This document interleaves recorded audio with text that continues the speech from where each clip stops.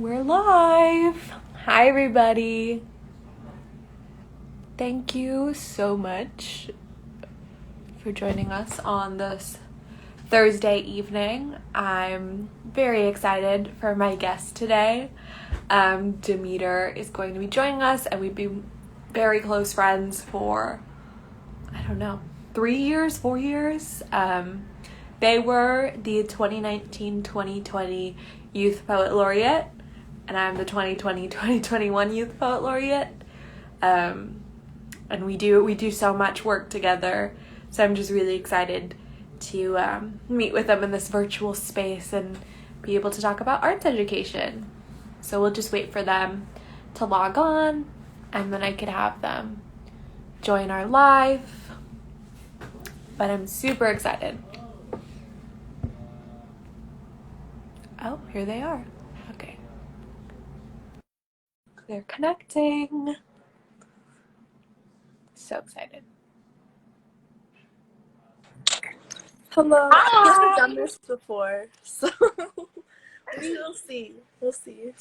No, you're totally good. I was just telling the audience about how we've been friends for a really long time, and we've been working together forever, and I'm so excited to meet with you in this virtual space.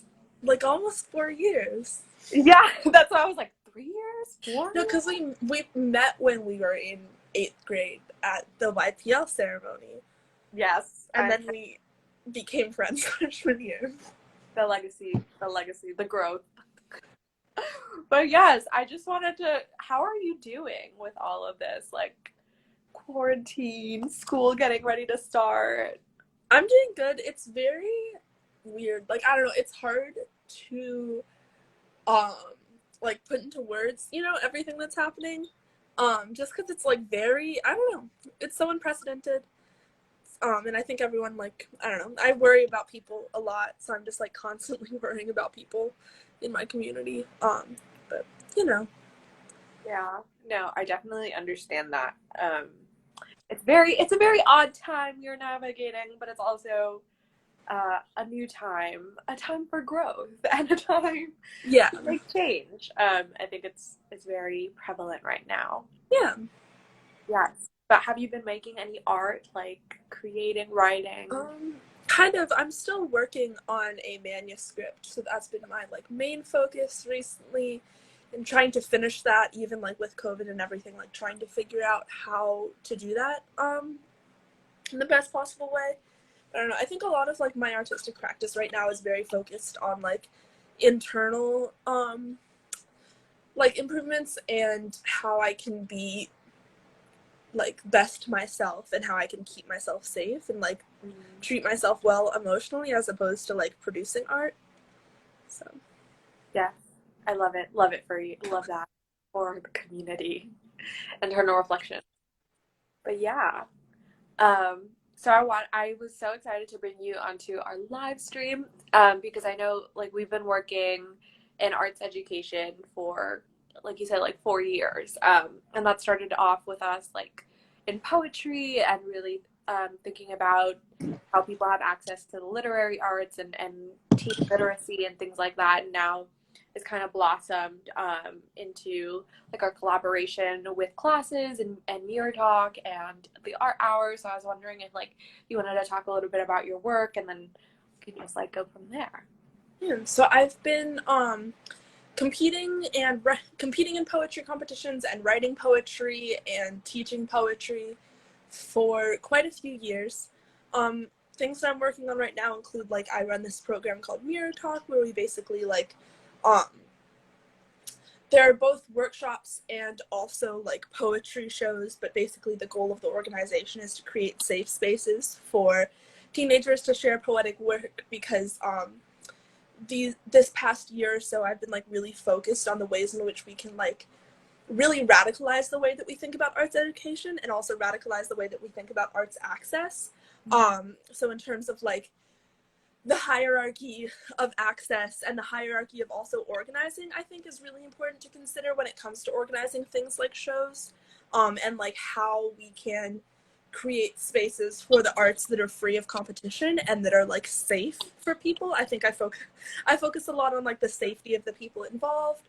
um I teach a lot of poetry classes that are focused on similar things. I teach poetry classes with an organization called Art Division, and the focus of those, it's with my lovely friend Eliza, and the focus is essentially that we like really try and teach these kids how to explore themselves poetically in ways that are safest for them, and how they can like build a craft that is still kind to themselves and kind to their bodies and their minds. Because I think that like when we're talking about arts access and organizing around like artistic practice and um, really just like children making art is the easiest way to say it. Whenever we're organizing around like children making art, I think that we get into a lot of situations where we're like traipsing the line between like exploiting those children and helping those children. So I really try and like create spaces specifically for poetry, because that is what I do, that are safe for students to explore themselves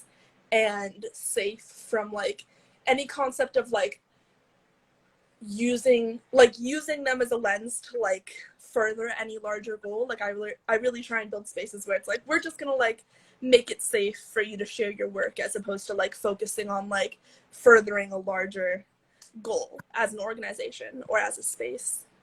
Yeah, definitely. It's so crucial to have access to like those spaces where it's like, let's just create, like let's Yeah. just make, and it doesn't have to go anywhere, because I think sometimes we get into this mentality of like only when you're good enough you can create art, or like only Yeah, this kind of exactly. art can exist. Yeah, or you're like making art with the goal of like one day being good enough, which it's such like an awful thought to me, of being like, here are all these children who are excited about art, and instead of teaching them about art, we're gonna teach them how to be good at art. Yeah, Like, like, oh, I'm good at art when it comes. No, I'm just kidding. Yeah, and then it's like it totally has to do with like access. Now that I'm thinking about it, it's like, okay, if I can only come into this world if my goal is to like make great art, and I'm gonna learn to make great art all this time, like, do I really want to take that art class? And it's like, well, yeah. I want to learn, but I want to learn in a way that's like not attached to like having to build this hierarchy of like I'm the best Yeah, X art. no, exactly. Or even just like thinking about, you know, when we're talking about arts access, are we talking about like accepting students at their level of knowledge and helping them to like be whoever they need to be artistically? Or are we talking about only accepting students who we already consider to be good artists? You know, what is the threshold for students that we accept into spaces? And also like, I don't know, I don't really consider spaces that are like exclusionary in that way to be spaces that can be entirely safe, because like how can you create a space that is safe for artistic practice when like the first criteria for getting into that space is like already being good at art? Like, to me that doesn't translate into like students feeling safe to explore themselves artistically. Yeah, no, definitely. And then it's like, well, how do you even have access to those spaces, right? Like if you're somebody who is new to art, or hasn't had access to the arts in the past, like how am I going to have access now if I have to be good to get in? Like, Exactly. Like you have to have already had access in order to gain access, and that logic just doesn't make any sense. I know, and I think it's like so crazy, because now I'm reflecting, because I go to an art school, I get 5 art classes a week. It's awesome for me, and I'm always thinking about, okay, like what if I didn't have access in the past? Like what if I didn't know how to make a portfolio? Like I definitely wouldn't be here. I definitely wouldn't be like who I am, and thinking in this creative way. And so I just think it's like so bizarre that we have all this policy in place. Students in grades K through 12 should have access to all of the arts, and that's like music, dance, theater, visual, and media arts. And only 12% of schools complied, and that was before COVID-19. So I'm like, okay, what's going to happen after that? Like, Yeah. we're reallocating budgets, but realistically, like, what does the reallocation of budgets look like? And like, where is the money being taken out of? Yeah. Like how can we make that concrete as opposed to like hypothetically everyone gets access? Yeah, it's like, maybe if it's a nice year, you'll get access to the arts. No, yeah. So like, how do we make that concrete? how do we hold our officials accountable, right? Like, how do we go to school board meetings? How do we talk to our administrators and be like, this is something that I want, this is something that's essential to me, and it's not just me, it's like my community, my school community, and like, how can we make sure that's on lockdown and make sure it's safe? Mm-hmm. Yeah, it's definitely a very loaded issue, but I think at least one solution for me, I think, is voting too. Like, being an active citizen in your community doesn't just mean like going to school board officials and like knowing what's up, but also like um, voting for initiatives like the Schools and Communities First, like voting yes on Prop 15, to fund like more community organizations and more things in schools. So we're not just Yeah. yeah. Yeah, no, definitely. Like, I think to me, I've been thinking a lot about the ways in which we think about voting and the ways in which we like think about access to voting, because I think it's also, I don't know, I consider everything to be an access issue on some level, because accessibility is so just like at the core of all of my activism and everything that I care about. But I think like, I don't know, when thinking about voting, I think we also like definitely have to be having a conversation about like voter suppression and access to voting that people even have. Like, I think that, you know, when we talk about voting as like the way that we're going to solve all of our problems, we have to also be considering like, okay, well, like, who even has access to that resource? You know, like, who even at the end of the day gets to go to the polls, and how can we like change that so that more people are able to actually vote for what they want to happen in their community. Yeah, yeah, and even like view it as it's not a one step ends all, like a do all be all solution. Um, and I know a lot of times we're like, yeah, vote, and it's like a blanket statement, and it's like we will solve all the world's Yeah. problems by voting. It's more of like voting is part of the puzzle, and there are all these moving pieces, and sometimes you lose a piece, and sometimes you need a very essential piece Yeah. to finish. Or like one of those choose your adventure stories. It's like Yeah. you can choose your path to like actual tangible change in your community. It just depends on like what that change looks like for you, you know? Mm-hmm. Yeah, and what you have the capacity to do and what you have the access Yeah. to do. Yeah, because I know sometimes we can say like, go to your school board meetings, and then you don't have a school board. Yeah. So it's like, okay, but I can't do that. So then what are other avenues that I can take? Like, organizing looks so different in so many different ways. And oftentimes, like, we have this like very clear cut picture Yeah. that like organizing is only this, as only petitions and only protests. And it's like, no, there Yeah. are other ways. Yeah, it's such like a multifaceted idea. Like, it really is just, you know, it exists on like so many different planes. And I think that like also when it comes to helping teenagers specifically figure out how to organize in their communities, there's like such worth in teaching them that it isn't one-sided, and that it isn't like you personally do not have to be the one who solves this issue, but you can be part of like the puzzle of people that like, you know, amalgamate to solving the issue. Like, I think the idea that like you personally have to solve the problem as opposed to like you personally like should be making some type of commitment to helping to solve the problem is like, I don't know, it's kind of strange to me that we like put so much weight on people to be like the ones to solve the problem, when in reality, like, I think good organizing focuses a lot on everyone taking a specific role that like becomes part of a larger puzzle. Yeah, yeah, or even I think even like teaching, like Yeah. passing on resources and knowledge is an act of like resistance and an act of change.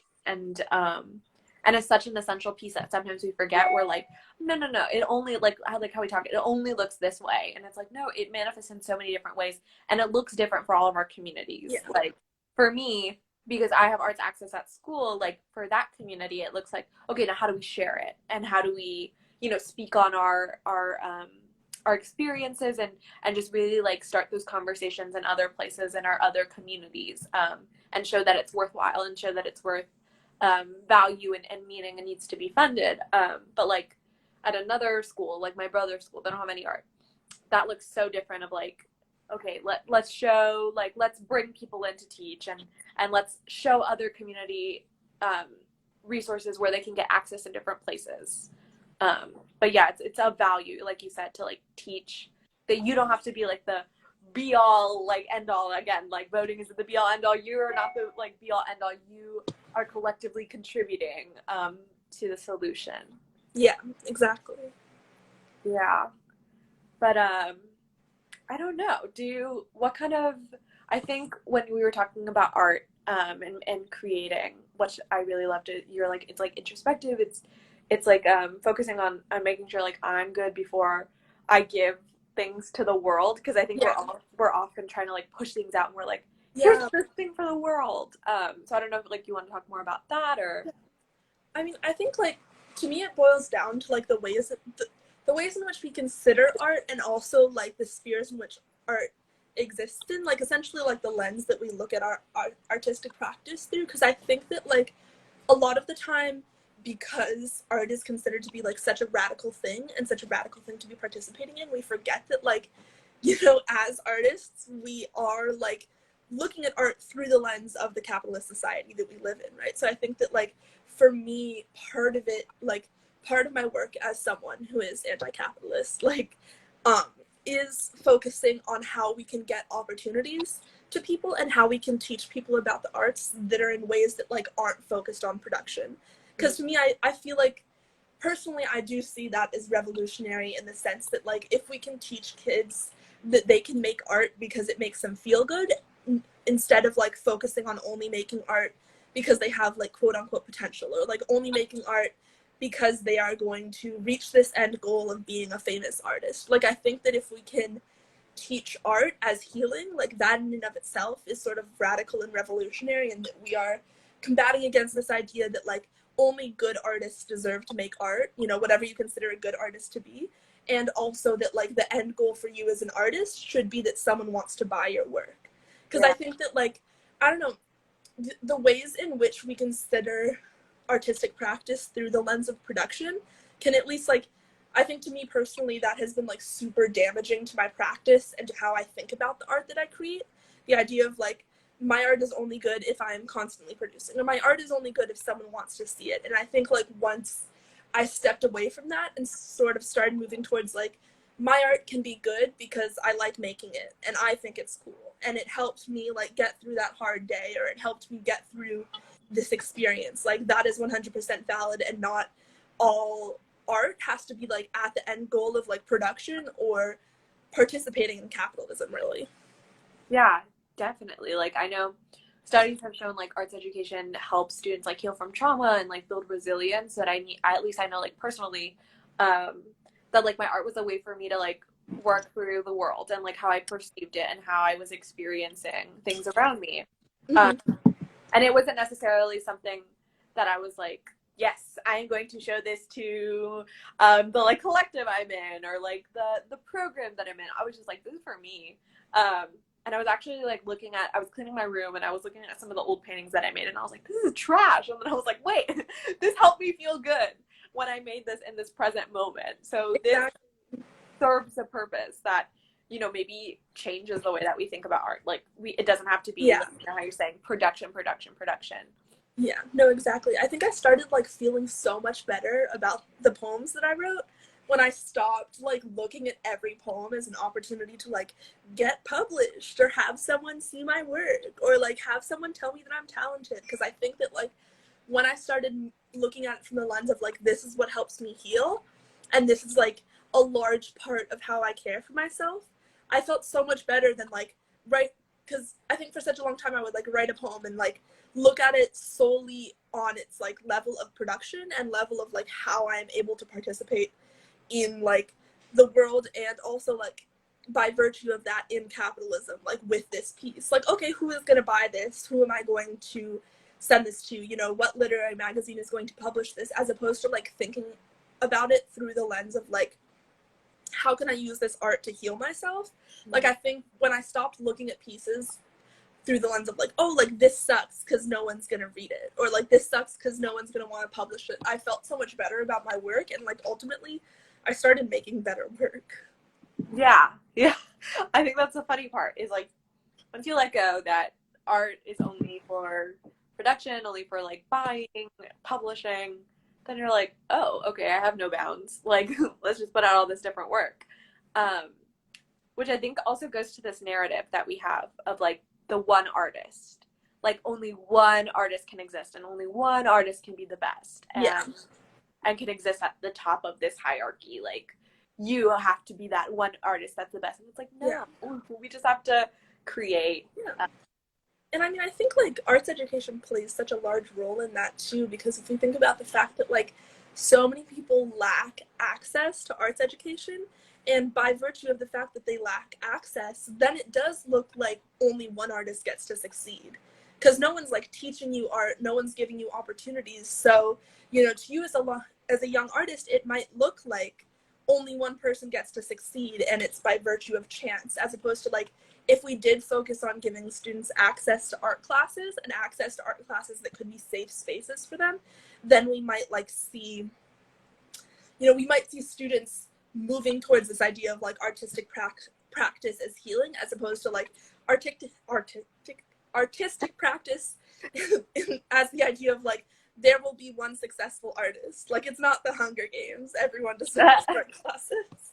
Literally. No. And then I'm just thinking about like also jobs within the arts, because like I know California's creative economy generated like 2.7 million jobs. And so like once we move past this issue of accessibility and this issue of this one artist at the top, like what would that even look like, and like live even look like in careers even like expanding into like this creative sphere.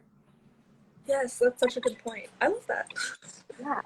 It's like, what if I'm a lawyer and I can also play the cello and write poetry?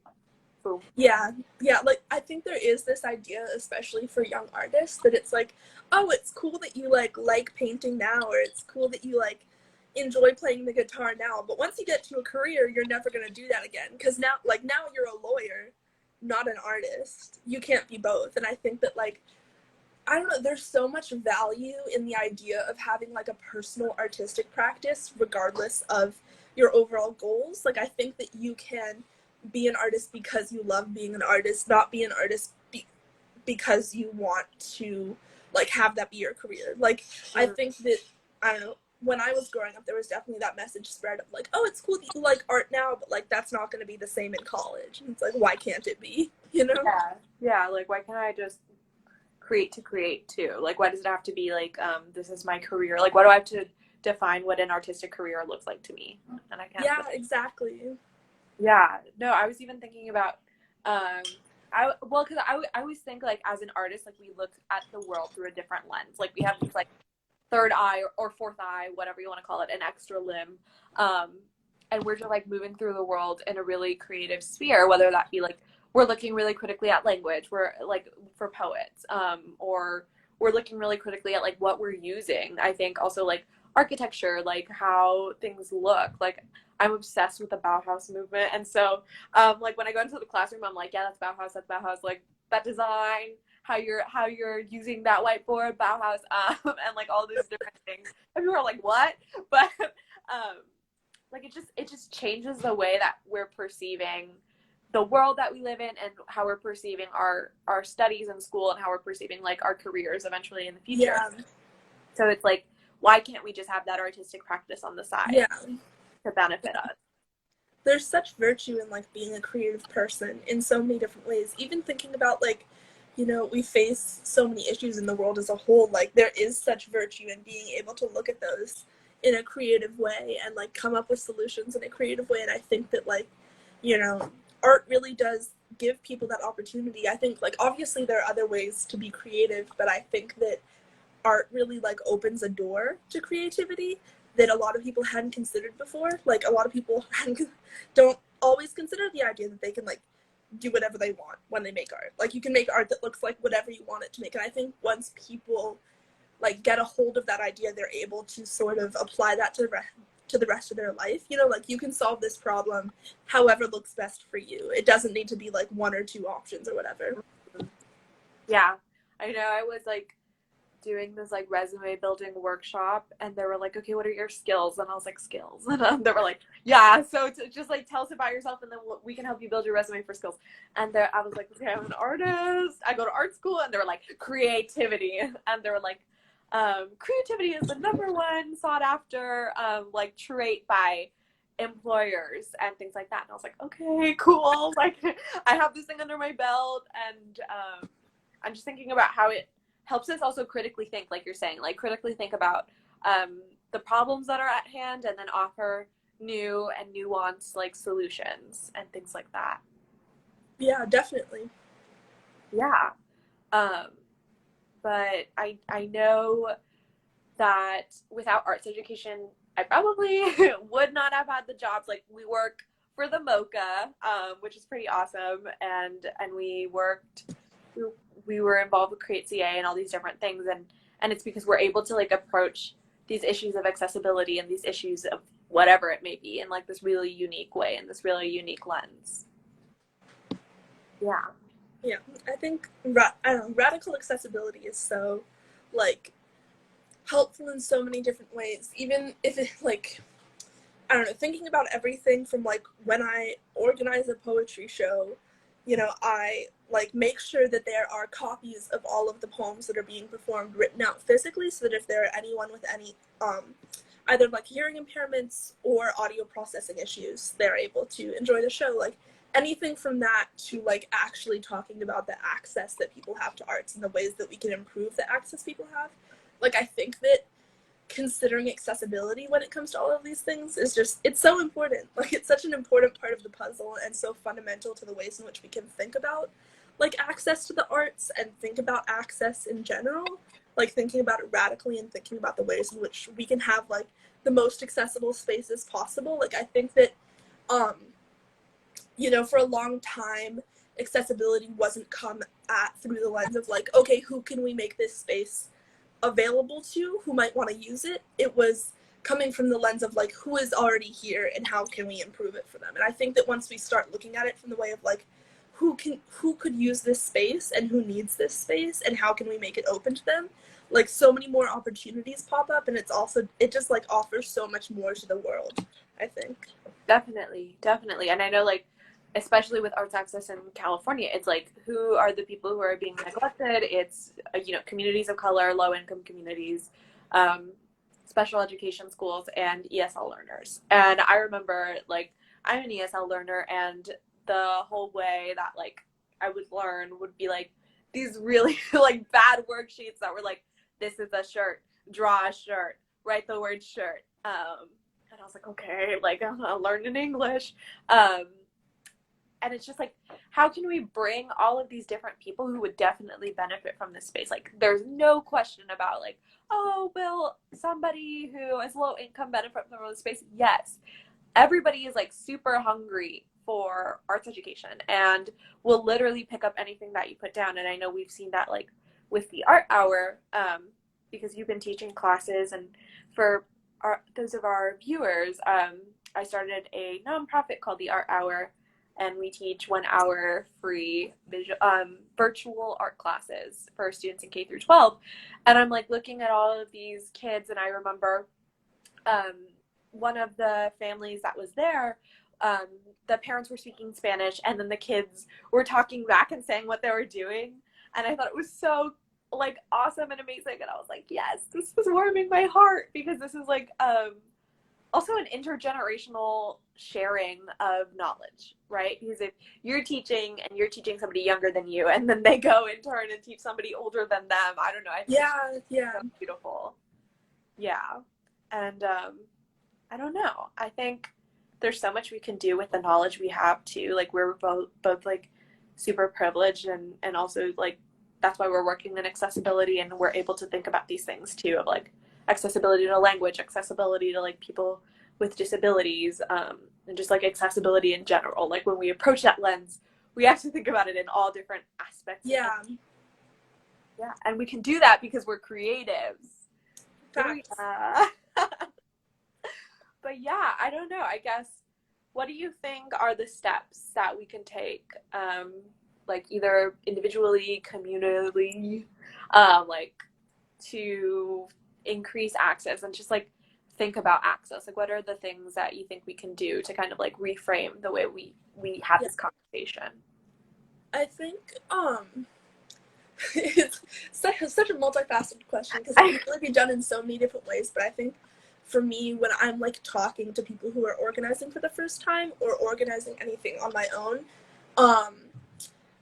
my first question to myself is like, who am I not thinking of? You know, like, who am I not making this space accessible to? Who is missing from this conversation? And like, why am I not considering them in the way that I'm organizing this? And also like, I think when it comes to organizing spaces like classrooms, teach-ins, anything that has to do with teaching, I think it's really valuable to ask like who is not here but is still being spoken for, and how can, like, instead of putting the energy into speaking for them, how can we put energy into making spaces that are accessible to them, that they can actually like come to and speak for themselves. You know, I think that like really acknowledge, the first step for me is always like acknowledging who the space is inaccessible to, and like acknowledging the ways in which I can make the space accessible to those people. Because I think that a lot of the time when we think about accessibility, we think of like, this space isn't available to this person, but you know, they'll find another space one day, like they don't need this specific space. And my logic is always like, no, like we can't think through the lens of like we can't expect people not to need this space. We should simply be making the space accessible to them in case they do. You know, and I think there is like both like so many different internalized issues, but I think specifically both ableism and racism in the idea that like just because someone is there, like just because someone isn't there means they don't need this space. You know? Yeah, it's like, how can we bring them there? And like the whole thing that you say, why are they not here, and who's not here? Exactly. Yeah. Yeah, I love that. I think that's like something that we can take everywhere too, like arts education, education in general, just like access, like who isn't here? Like organizing in total, like who isn't present in our organizing, and like who are we speaking over when we organize in the ways that we do? How can we give them the platform for them to speak for themselves? Yeah, I think that's so valuable. Well, thank you so much for coming to speak today. I was so excited. And for all of our viewers, thank you for tuning in and hearing us talk about accessibility and the arts. And, you know, we're raising awareness about the issue of arts education. And if you would like to contribute to our campaign, you can sign the pledge at createc.org, and also find a bunch of other itemized actions that you can take to increase accessibility so everybody has access to the arts. But yeah, thank you so much for coming on. Thank you for having me. I hope you have a great rest of your night. You too. Same to everyone. Yes, same to everyone here. Have a great rest of your night. Bye.